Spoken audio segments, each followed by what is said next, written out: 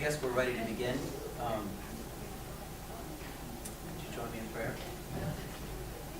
Father in heaven, we thank you for this time that we have together.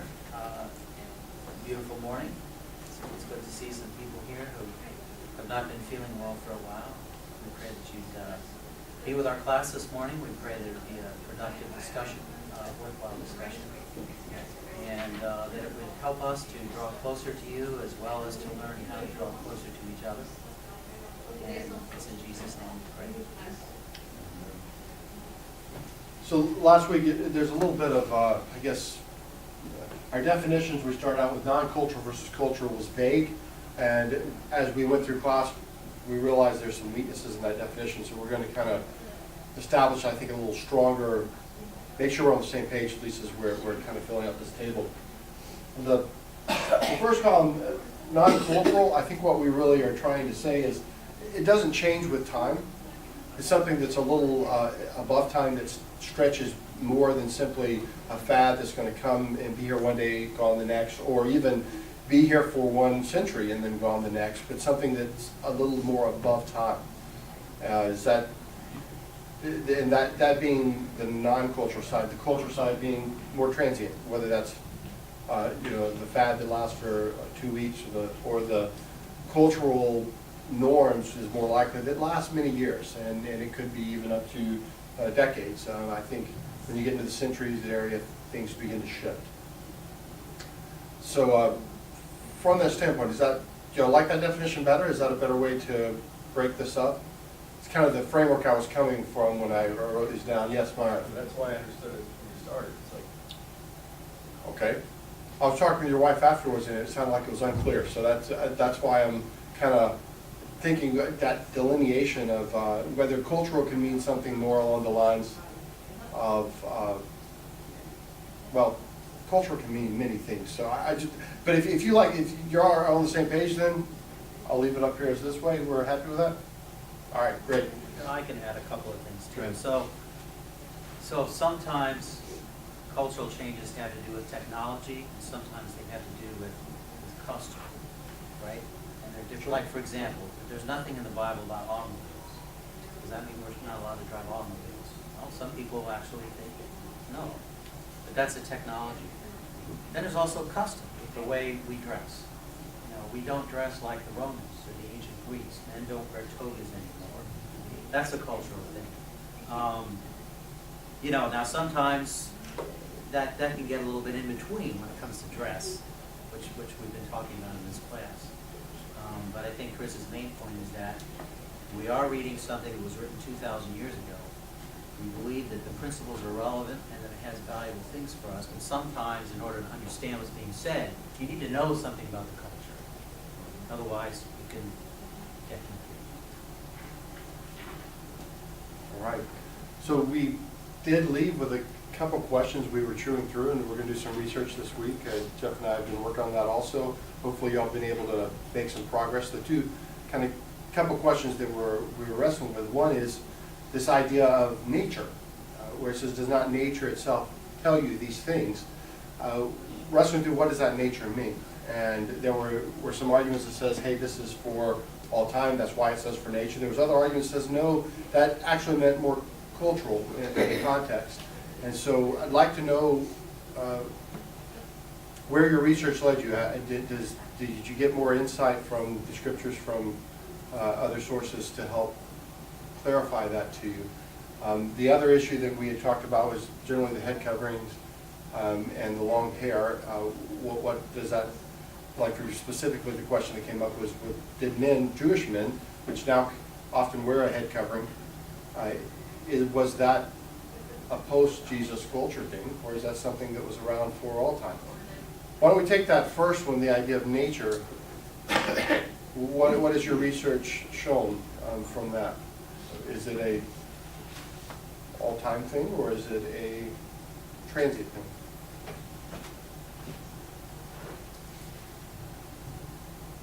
Did anybody do any research? Anybody try to figure this out? Look up the Greek or look up history or Next week, we're gonna have a ruler up here and whack. That's not gonna work. We need a long rod with a rabbit's foot. The reason we're joking around a That'll little be bit. a custom, won't it? It would be, but it is very important that, I don't want Jeff and I to kind of push you into a particular area of thinking. And Jeff and I, we're not pushing each other into a particular area of meaning. We're doing our research, we're sparring with one another, and we're sharpening one another. And we want you to be a part of that, and you can be a part of that just listening, but the more research you choose to do, even 10, 20 minutes here and there, will help you come informed with the right questions, so that when we're actually discussing it, you'll have different, more insightful questions, more things to offer. So I do encourage you, do a little bit of research. It will help you get more out of this class and come to the conclusions with us without simply listening to us speak about it and shift in. Well, it goes back to what we saw, I guess a couple weeks ago, we talked about, why are we looking over this stuff? And it's because we want to become united. But if you don't do the work, we will not be united. If it's simply a matter of us doing research and telling you what we believe, and you walk away and say, I don't agree with that, because I've never heard that before, and you haven't done your own research, we're not going to be united. In fact, we'll be more divided. So you do need to do some research. Yes. One of the things that I found out to be true in any research, any passage, you can find people on both sides of most things. And what you do is you go back and you say, well, why do I believe otherwise? And why do you believe that? And you start thinking about all these other things that are involved in understanding why they came to that conclusion. And, but you still have to decide for yourself what you think fits in your frame. Right. Right. I mean, everybody should come to their own conclusions. But the hope is that with the help of the Spirit and the Scriptures, that we will be united. I mean, that's what Jesus prayed for. But it's not an easy thing to achieve. It takes, it's like the whole passage about the ligaments connected to each other. If everybody doesn't come to their own conclusions and do the work, we will not be connected to each other. We'll be a box of beans in a box. But we won't be talking to each other. We won't be really connected. Well, one thing that we kind of began with the pervasive culture, the way it changes and shifts and perverts our understanding of scriptures. When we go online, there are a billion idiots online, to put it mildly. There are many, everyone has an agenda of some sort. I'd like to say, hey, I don't have an agenda more than to help you understand what's right, and what's right is what I think, otherwise I wouldn't think that. But that's pathetic, the reality is that we have these biases, which is kind of why we come together and we wrestle with ideas and sharpen one another. And as I've been reading through things online, I mean, you find some things very eloquent, some things very well researched, still coming to the wrong conclusions. As a matter of fact, I got an article that I'm going to share a few things from today. I thought the research was really good, had great points that supported the arguments it was making. And it went through these clear, A goes to B, which goes to C, which goes to D, which goes to, and then I didn't agree at all with its conclusions. I didn't think it logically got to the final answer. But nonetheless, a lot of the work in the middle was very valuable. We have to go into these things with our eyes wide open, just like when Paul was speaking to the Bereans did what? They searched the scriptures and they compared, and I think we need to be the same type of people. Our first place, obviously, is the scriptures, and we're praying that the Holy Spirit will guide us in that understanding. Then we listen to Jeff speak, and we listen to Chris speak, and then we go back to the scriptures and where are they right, are they wrong, how do we wrestle with this? Then we go online, we case A, case B, case C, and then we come back to the scriptures and we continue to just reason through faith. And I hope I want us to do that. But what's more dangerous than not well, sorry, let me say it a different way. When we don't research, Yet we give the guys that we are researching and sharpening one another, we get to the end of this class, and maybe one of our opinions has stood out, and we say, we went through the Bible, we've got this answer, yet we don't really have that understanding. That's more dangerous than having had our previously researched answer that may not have been as right with understanding is better than having a more correct answer with less understanding. Because when Satan comes and tries to test that understanding, he's going to shake the foundation of your faith. So anyway, yes, Joe. Wednesday night, because your dad was sick, I ended up doing the class. And we did something, and it was, can you tell a lie by telling the truth? And, you know, it all depends if you tell the whole truth, or if you only tell a portion of the truth. And I had something that somebody had written, that I sign up for these Christian things that they send to you, and I always research them and you know, make sure that they're the truth according to what the Bible tells us. And he quoted everything that he said and put a Bible verse to prove it. Okay? But ultimately, it didn't come down to telling the whole truth. It only came down to telling part of the truth. So that was the question: can you tell a lie by telling the truth? And the answer is, well, I guess, is a lie of omission still a lie? You know, and for me it is, but for others it may not be. But it's so very important to get everything, all your facts, and put them together and make sure that everything is the way it's supposed to be, and according to God's word. You know, he tells us in 2 Timothy 3:16 and 17, God's word is God's word. So that means there's no lies, there's no omissions, there's no, everything is God breathed. That's what we need to learn. I will. One comment on what you're saying.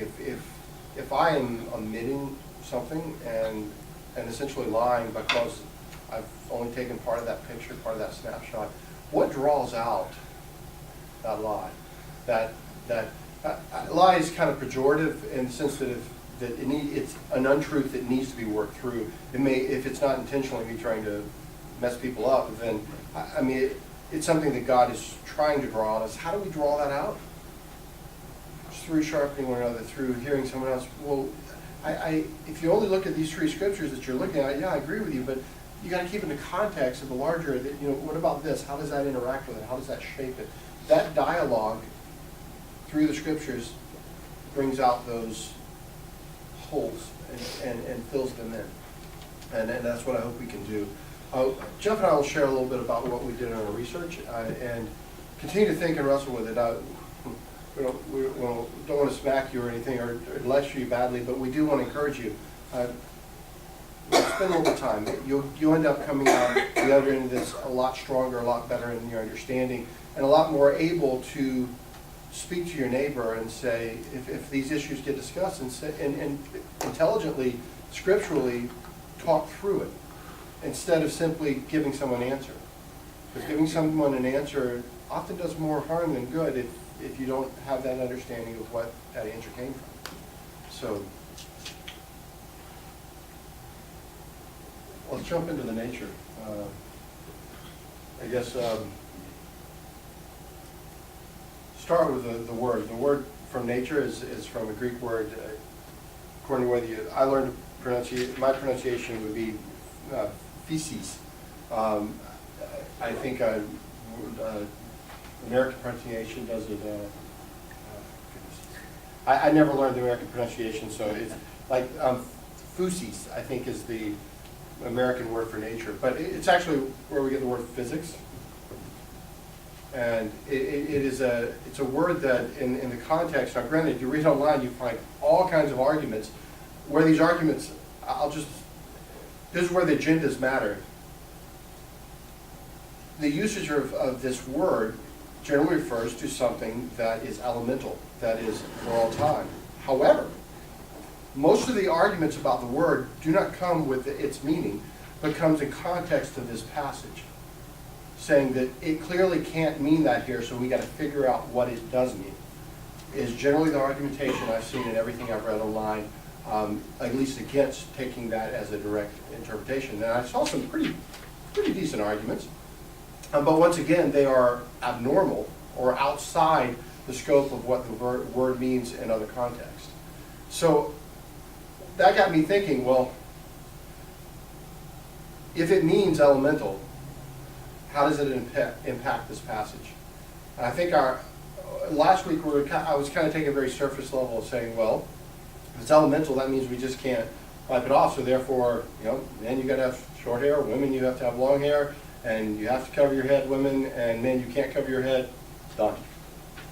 Obviously, it's not that simple. But as I begin to wrestle with it, I begin to see some more depth to what the elemental portion refers to. And so, I don't know, should we share a little bit of that, or you want Yeah, you well, guys comments before we do that? the way I did my research, I didn't actually go online to look at this, although I guess I could have. I found the same thing that Chris found. I have this big book at home which has every word in the Bible, both Hebrew and Greek. It's great. I recommend it to you, but I don't know where to buy it anymore. I bought it 30 years ago. But anyway, has every word in there. It's based on the New American Standard Version of the Bible, which also uses the word nature. And this book will allow me to look where in other parts of the Bible that same Greek word is used. And I often find that that's a good thing to do because I'm using the original biblical text. And Paul uses the same word, I'll read it to you, in Romans chapter 11, verse 24.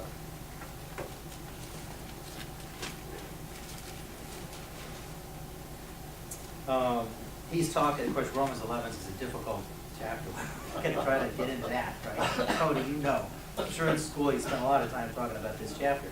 But it does illustrate the use of the word. It says, beginning in verse 22, Romans 11, it says, "Consider therefore the kindness and sternness of God, sternness to those who fell, but kindness to you, provided that you continue in his kindness, otherwise you will also be cut off." So he's talking about the Jews and the Gentiles, the Jews that didn't accept the gospel. "And if they do not persist in unbelief, they will be grafted in, for God is able to graft them in again. After all," so here's another nature illustration, kind of like what we're seeing in 1 Corinthians 11. "If you were cut out of an olive tree that is wild by nature, and contrary to nature were grafted into a cultivated olive tree, how much more readily will these, the natural branches, be grafted into their own olive tree?" So the words natural and nature here are the same word. It's this physis word. He's talking about basically how plants grow.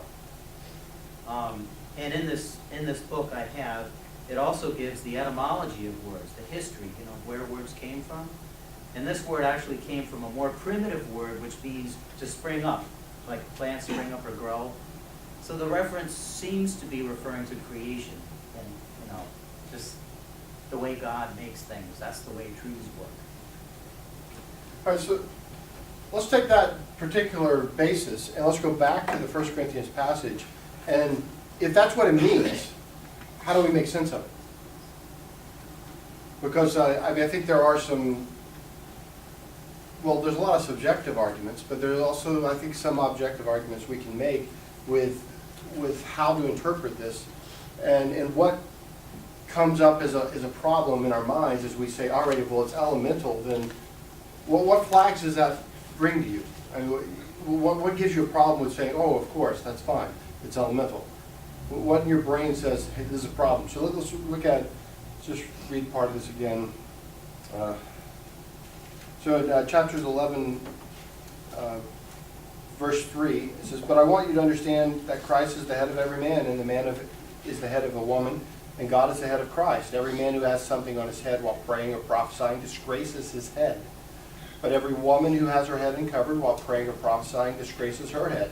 For she is one and the same with her whose head is shaved. For if a woman does not cover her head, let her also have her hair cut off. But if it is disgraceful for a woman to have her hair cut off or her head shaved, let her cover her head. For a man ought not to have his head covered, since he is the image and glory of God, but the woman is the glory of man. For man does not originate from woman, but woman from man. For indeed man was not created for woman's sake, but woman for man's sake. Therefore the woman ought to have a symbol of authority on her head because of the angels. However, in the Lord neither is woman independent of man, nor is man independent of woman.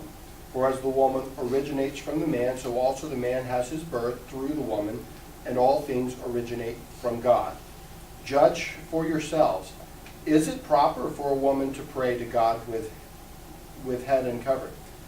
Does not even nature itself teach you that if a man has long hair, it is a dishonor to him? But if a woman has long hair, it is a glory to her, for her hair is given to her as a covering. But if one is inclined to be contentious, we have no other practice, nor have the churches of God. So let's zoom right into verses 14, 13, 14, and 15, really. Where is this term nature directly referring to? What is the immediate context of that particular word? Yes, so it's saying nature's. This is kind of says that, but let's say we get the exact words. At some level, short hair for men, long hair for women. But let's read a little carefully. Does not even nature itself teach you that if a man has long hair, it is a dishonor to him? That's the construct. Now, this literally, the Greek there says that if a man lets his hair down, right, or wears his hair down, it's a terminology similar to what the woman is earlier on is referring to. However, what this means has a strong cultural impact. But I'm jumping ahead of myself. Before I get there, what gives us a problem with saying that nature says a man should have short hair? Yeah. That man and woman hair is growing. Man or woman is what? The hair is growing. It's growing. So it continues to grow. So if you don't touch it or mess with it, probably will be long at some point. Well, you and me is a little problematic. Moment of silence, please. All right.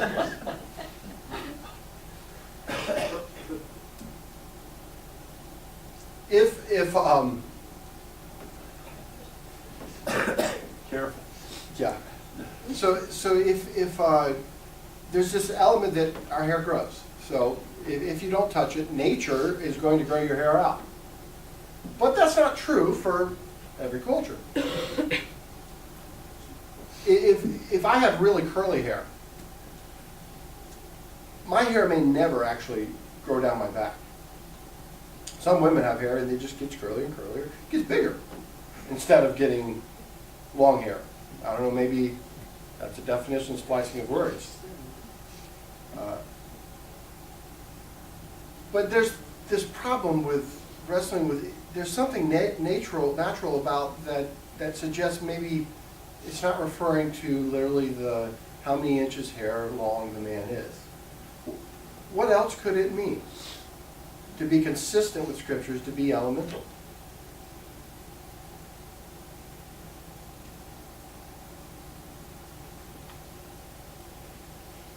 Would it be having the opposite hair, if you had long hair and I had short hair, that it would be that we're trying to look like the opposite sex? Could that have something to do with it? I think that one of the things at the heart of this goes along the principle you're bringing up. There's cross-dressing, which is condemned in scriptures on multiple occasions, specifically in the law, is something that is a problem. And so if I choose to look like a woman, I'm sinning. And there's very little question in that in scriptures.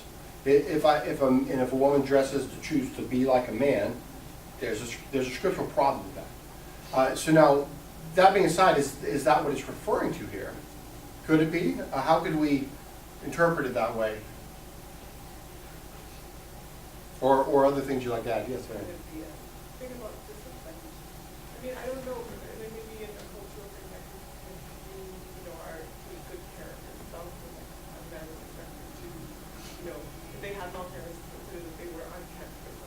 Okay, I don't know, Can I follow up on that? go for it, go for it. So yeah, again, going back to some of my, my Jewish scholars who have really thought about this stuff, they pointed out that the Nazarites had long hair. Samson, when it says it never used a razor on his head, it doesn't necessarily mean shaved. I don't think scissors are what they used back then. When I was growing up, you used to be able to get a razor cut. You paid a fortune for it. They did the old-fashioned way, the long trim, the long razor. Anyway, what he pointed out was that a man with long hair, if you can be masculine and wear long hair, and you've seen guys with long hair of both types. There's the sort of Robinson Crusoe look, which maybe is what Samson looked like. But then every once in a while, you'll see a man with very long, beautiful hair. And I take it back to where the scripture says, her glory. Is the purpose of the hair to look beautiful? Or is it to say something else? In the case of the Nazarite vow, the man was set aside. In the case of Robinson Crusoe, or even some of the 1960s guys, they were trying to say something. They weren't trying to say that they were a woman. They weren't trying to make themselves attractive to a man. So what is that glory about? It's something that's beautiful. It's something that's attractive. I'm not sure that Samson's hair would have made the cover of Vogue. Maybe. Crazy mental picture there. Was Jesus' hair long? We've seen the pictures, come on. One of the things culturally at the time, which I think is probably a good time to bring it up, this is an article I read. He's very well researched, and it got, I won't read all of these, but he has quotes from 40, 50 BC all the way up through 120 AD in various cultures, Jewish culture, Roman culture, and Greek culture. But it says, first, it was generally regarded as disgraceful for men to wear long, effeminate hair. Effeminate hair was commonly ridiculed as disgraceful because of its association with homosexuality. Second, in Hellenistic, Roman, and Jewish cultures for centuries preceding and following the time of Paul, virtually all of the portraiture, sculpture, and other graphic evidence depicts respectable women's hair done up, not loose down. And most of the relatively few cases, this is jumping on the girls, let's jump down a little further here. The head covering would have been disgraceful for men in Corinth, a Greek city and a Roman colony. The pulling of a toga over one's head in Roman religious context was a sign of piety, not disgrace. Jewish priests wore turbans in obedience to the law with no disgrace. There is, however, abundant evidence in the Greek, Roman, and Jewish literature of Paul's day that it was disgraceful for men to wear long, effeminate hair, whether hanging down or done up like a woman's hair. Long hair fits Paul's expression in verse 4, literally, hanging down from the head. And Paul confirms in verse 14, if a man has long hair, it is degrading to him. The extent of moral indignation over effeminate hairstyles by men is abundantly documented with more than 100 references to effeminate hair in classical antiquity cited by Herder. The greatest number of these coming from around Paul's time. The following citations give a good feel. And he goes on to describe them. But what I think is interesting here is that culturally, and the three cultures that we have combined here, men with long hair or with their hair down, it was a representative of homosexuality and of being involved with that area, which was an abdication of God's design. And therefore, that's one of those areas where in this passage, they show a clear parallel that, so I think, June, you're on the right track there with the cross-dressing idea, but more even than that, that this was a cultural sign at the time of homosexuality. If a man has long hair today, is he homosexual? No. That choice is no longer combined with long hair. But in this particular time, that choice of long hair was culturally represented as homosexuality, for a man to have that choice. So is it possible that this passage, when it says, does not even nature itself teach you that if a man wears his hair down or chooses to be homosexual, it is a dishonor to him? I'm beginning to believe, as I read through this, that that elemental nature, which I believe the word, we'd be hard pressed to make an argument that it doesn't mean elemental, based on the other sources we have. But it seems to mean what that represented was unnatural. And that if, in the same language used in Romans, if you look at homosexual relations, they are unnatural. They're not as biology that God designed intended. Therefore, if it's referring to that, it makes sense. It's contextually accurate. What do you think? Arguments with that? Holes in the reasoning? Well, before that, I can put a little bit more depth into that, I think. One of the questions was, you know, did Jewish men wear the kippah or the yarmulke? And that was, according to this, again, scholarly Jewish article that I read, those things were not worn until Babylonia in the 5th century A.D.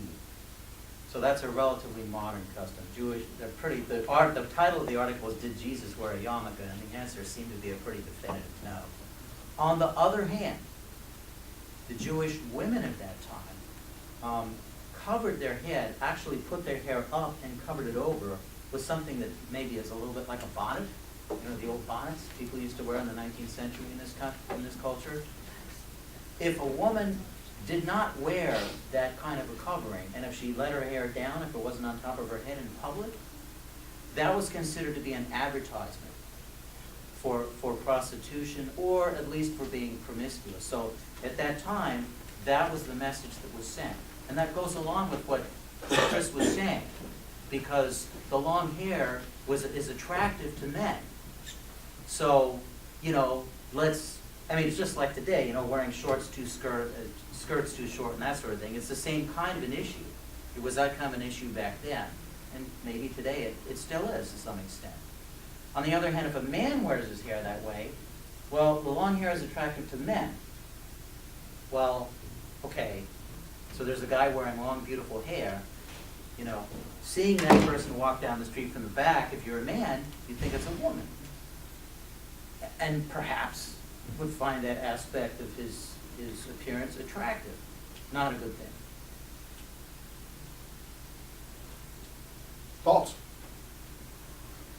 One thing, Chris, the American Indian, they had long hair too, but does that mean homosexuality? Not in today's culture, no. But their religion tells them to wear long hair. Sure. Appreciate your input. What we're distinguishing is the particular culture that surrounded Jesus' day. In that area, which was the Roman Empire, they have Greek influence from before the Roman Empire, and they have Jewish culture in the midst of it. Those three cultures are collided in this area, which has no Native American influence in that particular area. But in that area, long hair was connected with homosexuality. Today, it's not. And in Native American culture, it's not. And in many other cultures, it's not. Cordelia. Last week, my father mentioned something about the word nature. And I heard in our translation, you mentioned that it says, does not nature teach you. Now, in this translation, it says, does not the very nature of things teach you. And I think that means more culture, the very nature of things. That doesn't mean, that's how I understand it. The very nature of things is more, does not, what we practice show you. So that would point more to, does not our everyday life show you, and does not nature show you, pointing back to creation. See? I understand what you're saying. I'm just saying this is. Which version are you using as far as your? Whatever is here in the church. NIV then, all right. Isn't there a slang New saying that International that's the Version. nature of it? Like anything that happens, they can say, oh, that's the nature of it. This is definitely between the trees growing. We have definitely a modern cliche where we use the nature of the system, which could be which could be much more localized. And What I wanted to say with that, maybe it would be interesting to go to the roots of that word, of where it comes from. I don't know. if anyone- Well, that's what we were doing. We did. I Yeah. mean, the literal translation of that, if you took the English translation and translated it into Greek using the original words, it would be the physics of things. So in our language, the word nature can mean different things, right? Nature can mean trees and bugs, or nature can be, well, that's just the nature of business, right? Pattern, right. So nature being a pattern, but the Greek word here is less ambiguous. It's kind of, I guess you might have missed the very beginning when we were talking through this. I'm sorry about that. Oh, that's okay. We were talking through this core word, which is thesis, and it's also used in Romans 11:24, which Jeff pointed out another usage. There's other parallel uses in the time, and they almost always go back to this idea of being elemental or physics-based or for all time. The one area where you see it argued that it's not is on this passage. But once again, I mean, my comment I made earlier is as I read through these different articles online and the many different research that's been done, there's a strong agenda that says, I can't accept that is meaning physical or elemental, therefore I'm going to find an explanation that helps me swallow it.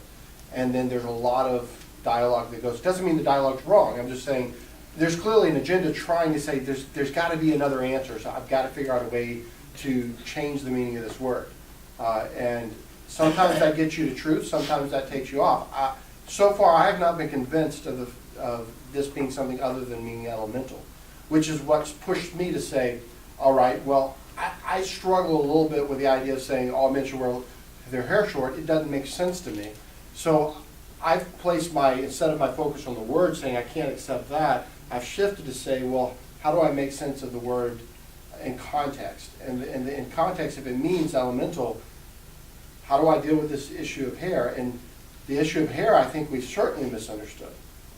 Because it's not giving us all men should have 3-inch hair or less. It's not what this says. And if it's interpreted that way, I think it's a misinterpretation. What the interpretation is saying is if you wear your hair effeminately is probably the closest we can tell, then it's a problem. Let's decide this cross-dressing issue or something along those lines. And that is something that is elemental because it's based off the way God created human anatomy and biologically a man for a woman and come together and become one flesh.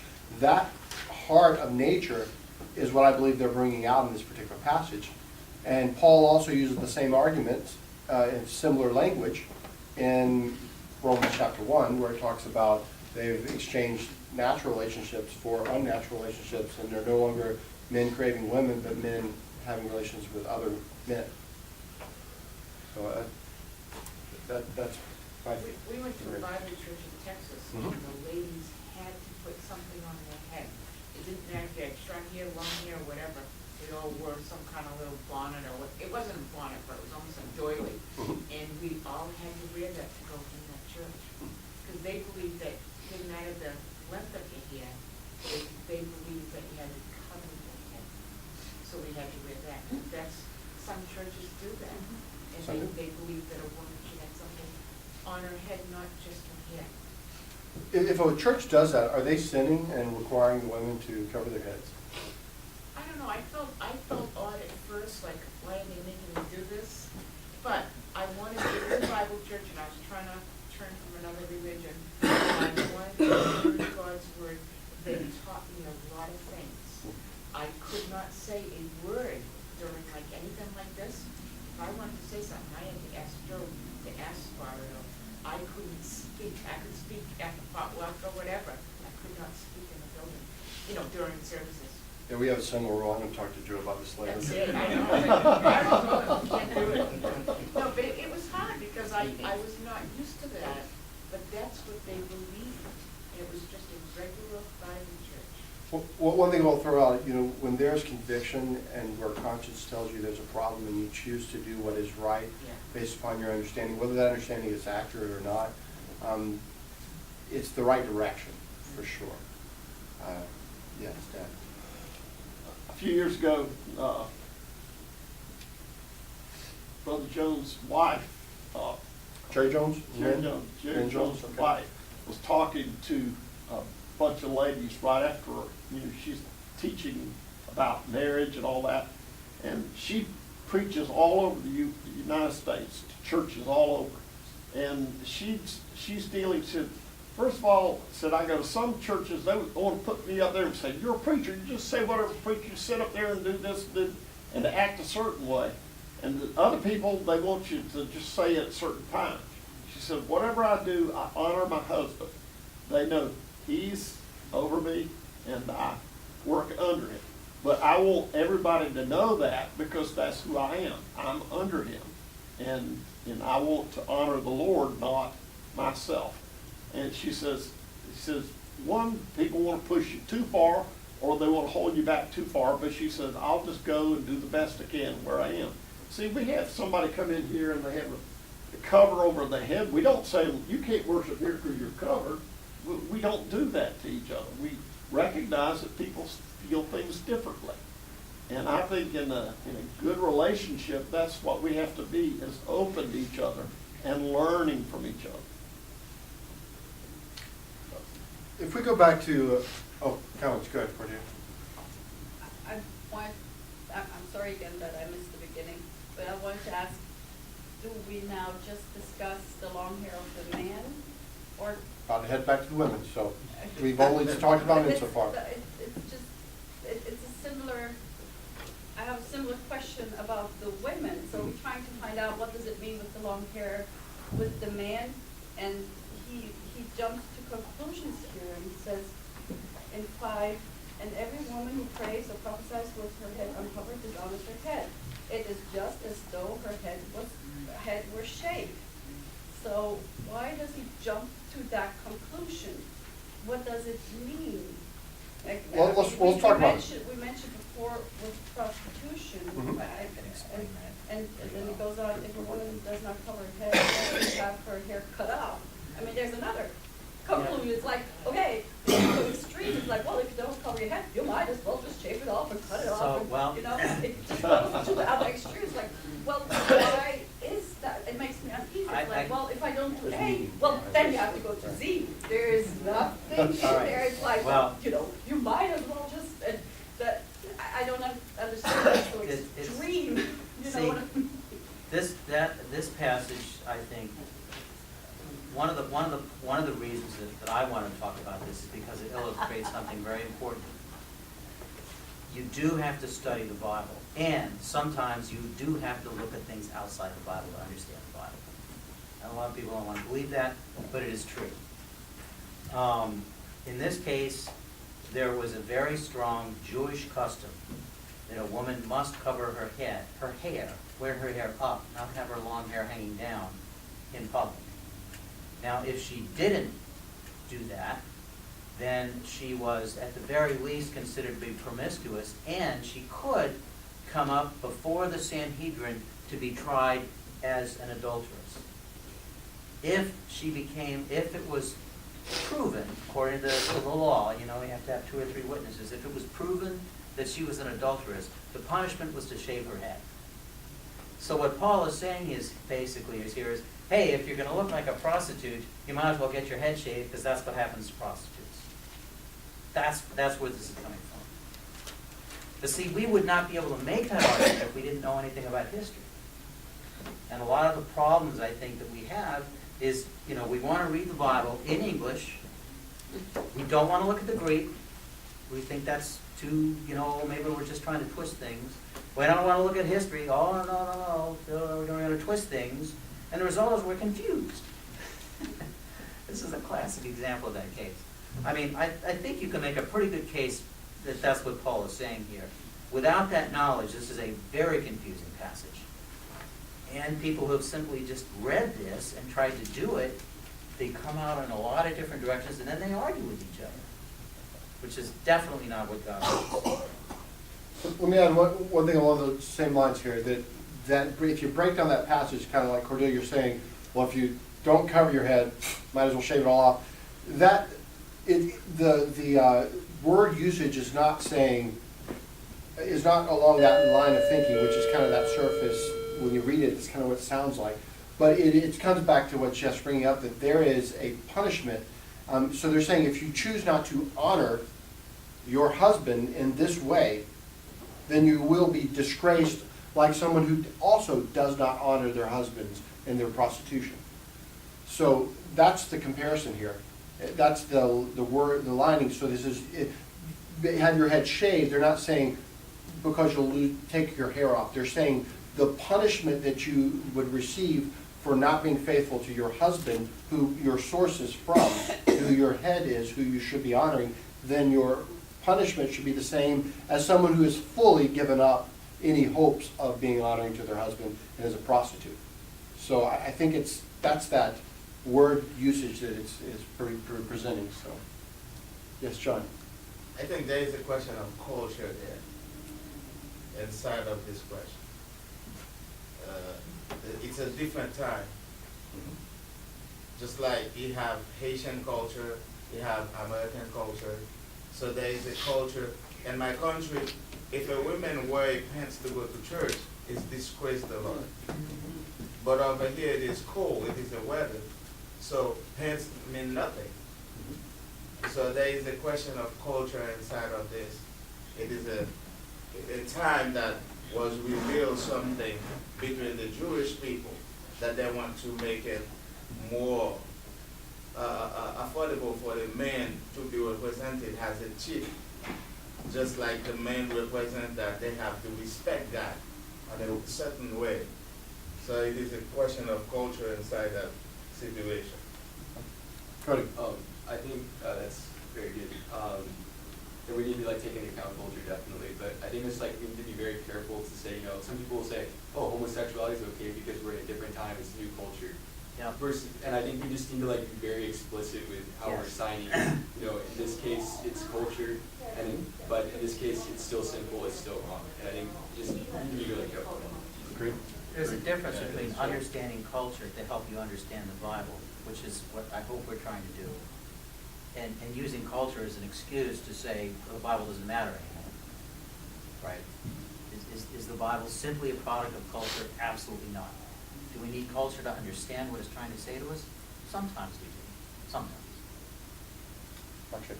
I think it's a mixture of culture as well as God's design, what He wants us to be as man and woman, and also for us as individuals being disciples to be disciplined in a certain way, because we being man, we have to respect Him, and woman, I do not know where it falls into place. I think there's an amount of discipline and respect for a woman, especially when she's married, and it could be cultural in some ways.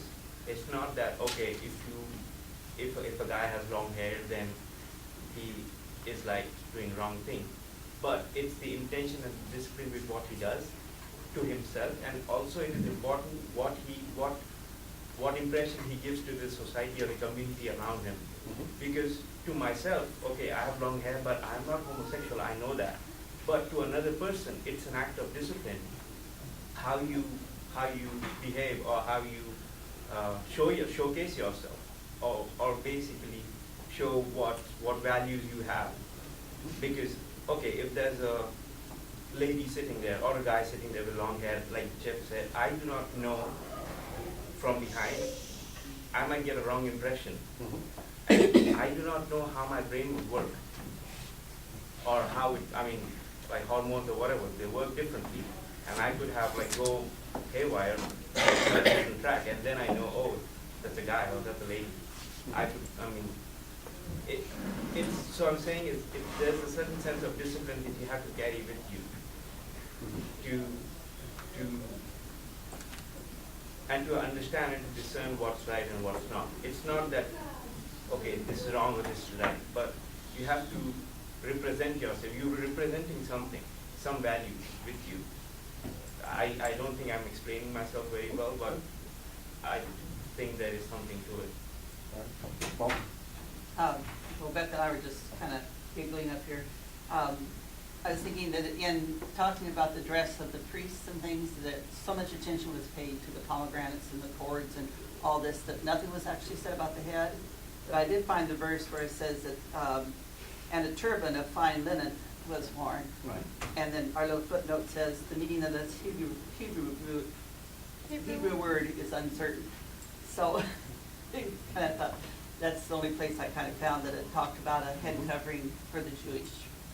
Well, and we do see that the idea of a turban in certain Jewish places is even consistent in the times of Jesus, but they're not for your average man, they're for the priest, or specifically the high priest. We're not sure how far out that level goes. It wasn't quite a king's crown, but it was sort of along that lines. They had the religious authority at the time. And also when they were in the temple, which nobody else could go in, there needed to be something between them and God. It was the Jewish, sort of Talmudic interpretation of it. This symbolizes the fact that, that I'm unholy, I'm only a man in the temple. Very quickly, Freddie, we're well over time, I'm realizing, so.